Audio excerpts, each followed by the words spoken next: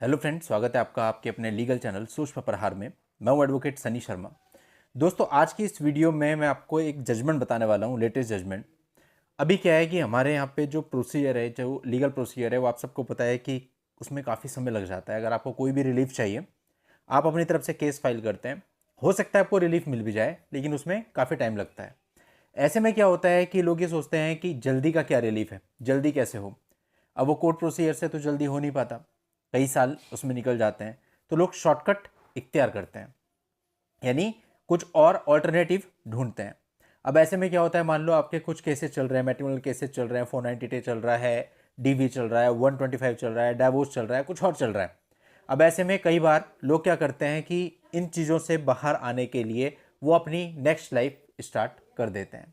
और जो next life start करते हैं उसमें भी कई सारी प्रॉब्लम्स कई बार आती हैं, क्योंकि जब आप नेक्स्ट लाइफ स्टार्ट करते हैं और दूसरे पार्टनर को पता चलता है या परिवार वालों को पता चलता है, तो उसमें दखल अंदाजी करना शुरू कर देते हैं या फिर व्यवधान उत्पन्न करते हैं, परेशान करने लगते हैं, और कई बार तो आपकी सुरक्षा पे भी बनाती है।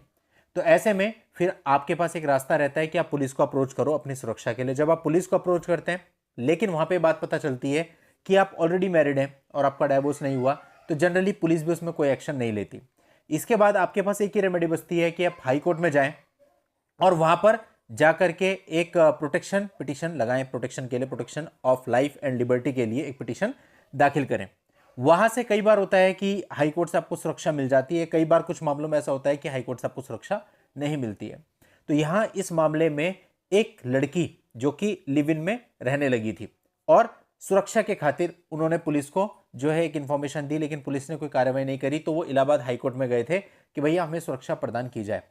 अब यहां पर जो मामला था और जिस तरह से इलाहाबाद हाईकोर्ट ने देखा, इलाहाबाद हाईकोर्ट का एक पॉइंट ऑफ व्यू था कि भैया अगर आप यहां पर आए हो और आप मैरिड हो, आपके बच्चे भी हैं, 2 बच्चे थे उस लेडीज के, और आपने किसी और के साथ रहना शुरू कर दिया, लेकिन आपका डाइवोर्स नहीं हुआ।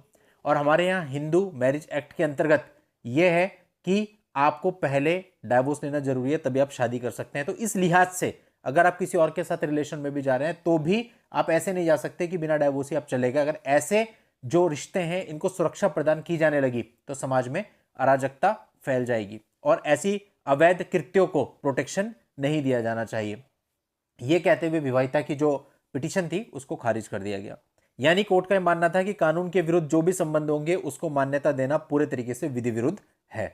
और ये किसी के भी साथ हो सकता है, जरूरी नहीं है कि यहाँ पे लेडीज थी, हो सकता है जेंट्स हो, वो अपनी तरफ से इस प्रकार की पिटीशन लेकर के वहां पे जाए अपनी सुरक्षा की खातिर, अपने पार्टनर की सुरक्षा की खातिर, लेकिन हाईकोर्ट का ये पॉइंट ऑफ व्यू हो। और ये पॉइंट ऑफ व्यू इससे पहले भी कई सारे मामलों में हाईकोर्ट रख चुका है। अब इस पर क्या होता है कि हम देखते हैं कि डिफरेंट ओपिनियन आती है। कुछ लोग कहते हैं ये ठीक है, वो लोग होते हैं जो ऑलरेडी इन चीजों में फंसे हुए हैं और बाहर आने का रास्ता नहीं दिख रहा है।